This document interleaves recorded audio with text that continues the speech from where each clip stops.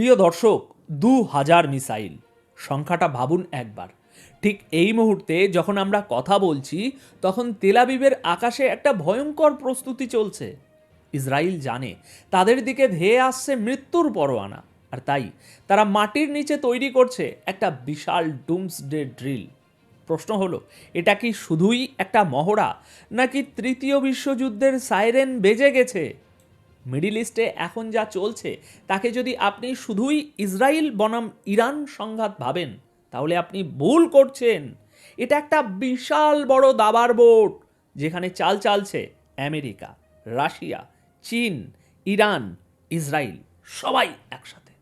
আজকের প্রথম বড় ব্রেকিং, ইসরায়েল তাদের ইতিহাসের সবথেকে বড় হোম ফ্রন্ট ড্রিল বা ঘরোয়া যুদ্ধের মহড়া শেষ করেছে। সিনারিও খুব পরিষ্কার। ইরান থেকে ২,০০০ মিসাইল ধেয়ে আসছে। কিভাবে সেই মিসাইলগুলো আটকানো যায়, এটা তারই প্রস্তুতি। প্রিয় দর্শক, সোর্স হিসাবে আমরা ব্যবহার করছি ইসরায়েলি মিডিয়া মার্ভি এবং মধ্যপ্রাচ্যের বিখ্যাত সংবাদ মাধ্যম আনাদুলু এজেন্সির রিপোর্ট। গতকাল ৪ঠা ফেব্রুয়ারি একটি খবর লিক হয়, যা ইসরায়েলি ডিফেন্স ফোর্স বা আইডিএফ অফিসিয়ালি কনফার্ম করেনি, কিন্তু ডিনাইও করেনি। খবরটা হলো, গত রাতে ইসরায়েল সম্পূর্ণ গোপনে মিডিয়ার চোখের আড়ালে একটা বিশাল বড় ড্রিল বা মহড়া চালিয়েছে। এই ড্রিলের নাম বা কোড নাম যাই হোক না কেন, এর বিষয়বস্তু ছিল হার হিম করা। তারা সিমুলেশন বা কৃত্রিমভাবে এমন একটি পরিস্থিতি তৈরি করেছিল যেখানে ইরান থেকে একযোগে ২,০০০ ব্যালিস্টিক এবং ক্রুজ মিসাইল ইসরায়েলের বুকে আছড়ে পড়ছে। ভাবুন একবার, ২,০০০ মিসাইল, আয়রন ডোম, অ্যারো 3, ডেভিড স্লিং।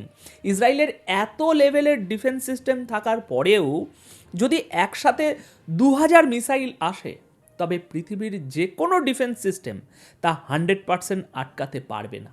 কিছু মিসাইল তো মাটিতে আছড়ে পড়বেই। আর ইসরায়েল ঠিক সেই ভয়টাই পাচ্ছে। এই ড্রিলে তারা প্র্যাকটিস করেছে মিসাইল পড়ার পর যখন বড় বড় বিল্ডিং ধসে পড়বে, যখন শহরের পর শহর ধ্বংসস্তূপে পরিণত হবে, তখন সেই ধ্বংসস্তূপের নিচ থেকে সাধারণ নাগরিকদের কিভাবে উদ্ধার করা হবে। বিশেষ করে দক্ষিণ ইসরায়েলের মিলিটারি বেসে এই মহড়াটা অত্যন্ত গুরুত্ব দিয়ে করা হয়েছে। এখন আমার প্রশ্ন হলো, কেন এখন? আমার বিশ্লেষণ বলছে, এটা শুধু আত্মরক্ষার মহড়া নয়, এটা একটা প্রিপারেশন ফর অফেন্সিভ। যখন কোনো দেশ নিশ্চিত হয় যে তারা প্রতিপক্ষকে আগে আঘাত করবে এবং তাদের পাল্টা আঘাত আসবেই, তখনই তারা হোম ফ্রন্ট বা নিজেদের ঘর গোছাতে শুরু করে। ইসরায়েল হয়তো ইরানে বড় কোনো হামলার পরিকল্পনা করছে এবং তারা জানে ইরানের প্রতিশোধ হবে ভয়ঙ্কর, তাই তারা আগে থেকেই দেখে নিচ্ছে ২,০০০ মিসাইল খাওয়ার ক্ষমতা তাদের আছে কি নেই। দর্শক, এটা কি শুধুই ড্রিল? আপনি কি বলবেন? নাকি আগামী কয়েক সপ্তাহের মধ্যে আমরা বড় কোনো ব্রেকিং নিউজ দেখতে চলেছি? আপনারা কি ভাবছেন কমেন্টে জানান। তবে দাঁড়ান, এর সাথে জড়িয়ে আছে আমাদের দ্বিতীয় খবর। এবার আসি দ্বিতীয় খবরে। দেখুন, যুদ্ধের ময়দানে যখন অস্ত্রের যোগান আসে, তখন বোঝা যায় যে ওই বন্ধুত্বের গভীরতা কতটুকু।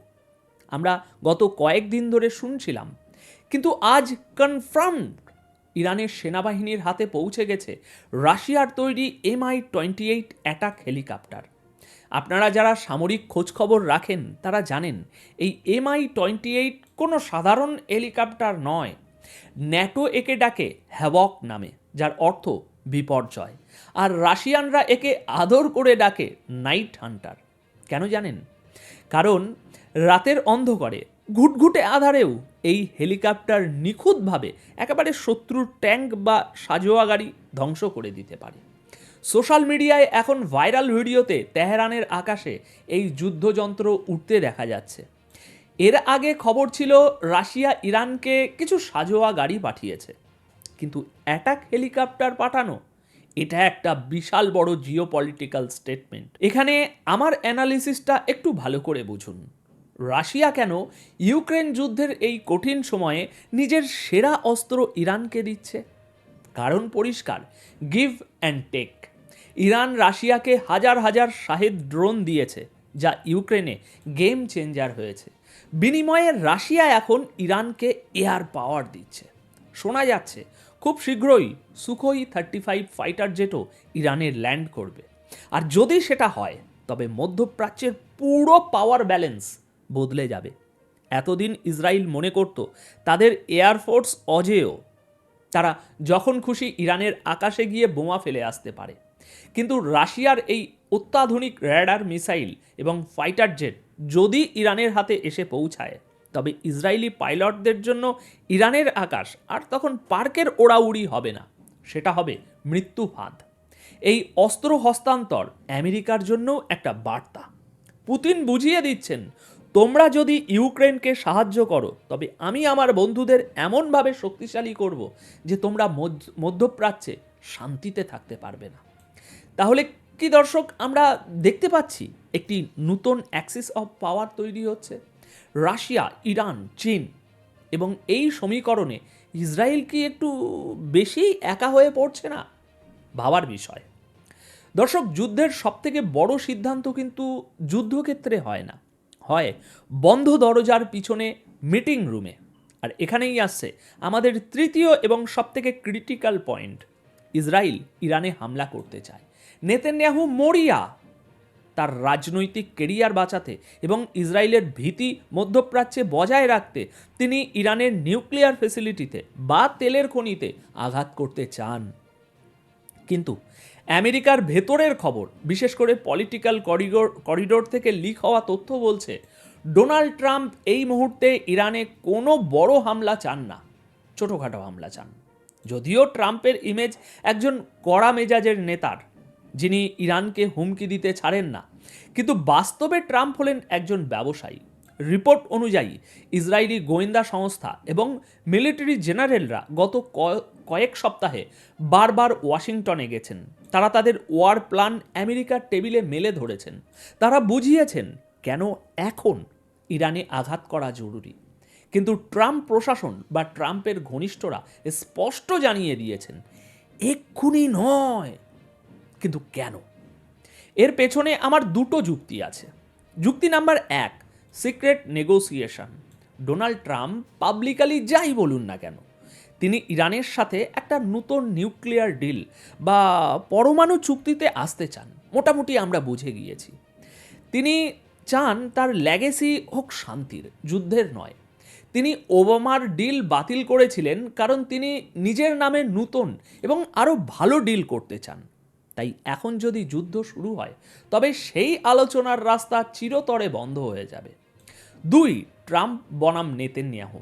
আমরা অনেকেই ভাবি ট্রাম্প আর নেতানিয়াহু বেস্ট ফ্রেন্ড, কিন্তু রাজনীতির দাবার বোর্ডে কোনো পার্মানেন্ট বন্ধু হয় না।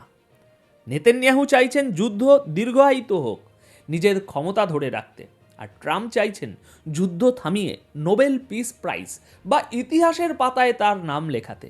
এখানে স্বার্থের সংঘাত বা কনফ্লিক্ট অফ ইন্টারেস্ট একদম স্পষ্ট। এর প্রমাণ হিসাবে দেখুন স্টিভ উইটকফ, যিনি ডোনাল্ড ট্রাম্পের মিডল ইস্টের বিশেষ দূত এবং অত্যন্ত ঘনিষ্ঠ ব্যক্তি। তিনি গতকালই ইসরায়েলে ছিলেন। নেতানিয়াহুর সাথে তার বৈঠক হয়েছে। খবরের কাগজে হেডলাইনে এটা হয়তো ছোট খবর, কিন্তু আমার কাছে এটাই আসল খবর। স্টিভ উইটকফ কেন উড়ে গেলেন তেল আবিবে? ফোনে কি কথা বলা যেত না? যেত, কিন্তু কিছু কথা থাকে যা চোখের দিকে তাকিয়ে বলতে হয়। আমার ধারণা তিনি ট্রাম্পের পক্ষ থেকে একটি কড়া বার্তা বা আলটিমেটাম নিয়ে গেছেন। বার্তাটা হতে পারে এমন: বেঞ্জামিন, আমরা ইরানের সাথে কথা বলছি, চেষ্টা করছি, তাই এই মুহূর্তে কোনো হঠকারী সিদ্ধান্ত নেবেন না। যদি তুমি এখন হামলা করো এবং আমাদের ডিলে ব্যাঘাত ঘটাও তবে আমেরিকার সাপোর্ট তুমি সেই লেভেলে পাবে না। নেতানিয়াহু তাই এখন একটা কঠিন পরিস্থিতির মধ্যে। একদিকে তার উগ্র ডানপন্থী শরিকরা যুদ্ধের জন্য চাপ দিচ্ছে ক্রমাগত, অন্যদিকে আমেরিকার প্রেসিডেন্ট তাকে থামতে বলছেন নিজের স্বার্থে। তাই তিনি এখন কি করবেন? তিনি কি আমেরিকার কথা শুনবেন, নাকি নিজের অস্তিত্ব রক্ষায় একাই ঝাঁপ দেবেন এই আগুনে? এর মধ্যে উত্তেজনা যাতে কমে না যায় তার ব্যবস্থা করছে ইরান। খবর আসছে ইরান আবারও আমেরিকার এয়ারক্রাফট ক্যারিয়ার আব্রাহাম লিঙ্কনের দিকে ড্রোন লঞ্চ করেছে। কালকে যে খবরটা দিয়েছিলাম ড্রোন লঞ্চ করেছে, এটা তার পরবর্তী আর একটা খবর আসছে যে আবারও একটা ড্রোন লঞ্চ করেছে। ইসরায়েলি মিডিয়া N12 দাবি করেছে যে ইরান ইচ্ছে করে উত্তেজনা বাড়াচ্ছে। মজার ব্যাপার হলো আমেরিকা কিন্তু এই ড্রোন হামলার বিষয়ে খুব একটা উচ্চবাচ্য করছে না। কেন? কারণ আমেরিকা যদি স্বীকার করে নেয় যে তাদের জাহাজের দিকে ইরানের ড্রোন এসেছে, তবে তাদের পাল্টা মারতে হবে, আর পাল্টা মারা মানেই যুদ্ধ শুরু। তাই পেন্টাগন এখন কিছুটা দেখেও না দেখার ভান করছে। এটাকে বলে কৌশলগত নীরবতা। ওদিকে ইরানও খুব চালাক, তারা জানে কতটা খোঁচা দিলে বাঘ গর্জন করবে কিন্তু কামড়াবে না। তারা সেই সীমারেখা বা রেড লাইনের উপর দিয়েই হাঁটছে। তারা দেখাতে চাইছে আমরা ভয় পাচ্ছি না, আমরাও প্রস্তুত। এখন দর্শক, সবশেষে পরিস্থিতিটা একবার সামারি করি। দেখুন, একদিকে ইসরায়েল 2000 মিসাইল খাওয়ার প্রস্তুতি নিচ্ছে, মানে তারা ধরেই নিয়েছে যে যুদ্ধ হবে। অন্যদিকে ইরান রাশিয়ার থেকে সেরা সেরা অস্ত্র নিয়ে নিজের দুর্গ মজবুত করছে, আর মাঝখানে আমেরিকা চেষ্টা করছে এই দুই ষাঁড়ের লড়াই থামিয়ে নিজের স্বার্থ হাসিল করতে। কিন্তু ইতিহাস সাক্ষী, যখন বারুদের স্তূপে এতগুলো দেশ মিলে একসাথে দেশলাই নিয়ে খেলে, তখন কার হাত থেকে কখন কাঠিটা পড়ে যাবে তা কেউ বলতে পারে না। ইসরায়েলের এই বিশাল মহড়া কি শুধু ভয় দেখানোর জন্য, নাকি তারা জানে এমন কিছু যা আমরা জানি না? আমার ব্যক্তিগত মতামত, আগামী কয়েক সপ্তাহ, বিশেষ করে এই ফেব্রুয়ারি মাসটা অত্যন্ত ক্রিটিক্যাল। একটা ছোট্ট ভুল, একটা মিসাইল যদি ভুল জায়গায় পড়ে, তবে আমরা এমন এক যুদ্ধের সাক্ষী হব যা আমাদের প্রজন্মের কেউ দেখেনি। আপনারা কি মনে করেন? ইসরায়েল কি আমেরিকার কথা অমান্য করে ইরানে হামলা করবে? রাশিয়া কি সরাসরি ইরানের হয়ে যুদ্ধে নামবে? নাকি ট্রাম্প তার ডিল মেকার ইমেজ দিয়ে শেষ মুহূর্তে যুদ্ধ থামিয়ে দেবেন? আপনাদের মতামত কমেন্ট বক্সে অবশ্যই জানাবেন। আর হ্যাঁ, আজকের এই বিশ্লেষণ যদি আপনাদের পছন্দ হয়ে থাকে, যদি মনে হয় গতানুগতিক খবরের বাইরে নতুন কিছু জানলেন, তবে ভিডিওটিতে অবশ্যই একটি লাইক দিতে ভুলবেন না। আর যারা এখনও সাবস্ক্রাইব করেননি তাদের বলছি, আপনারা কিন্তু আসল খবর মিস করছেন। সাবস্ক্রাইব করে ওই বেল আইকনটি টিপে দিন, কারণ আমি আসব আবার নতুন কোনো সত্য নিয়ে, যা মূলধারা আপনাকে দেখাবে না। ততক্ষণ পর্যন্ত চোখ কান খোলা রাখুন, কারণ যা দেখা যায় তা সবসময় সত্য নয়। ধন্যবাদ আপনাদের সকলকে।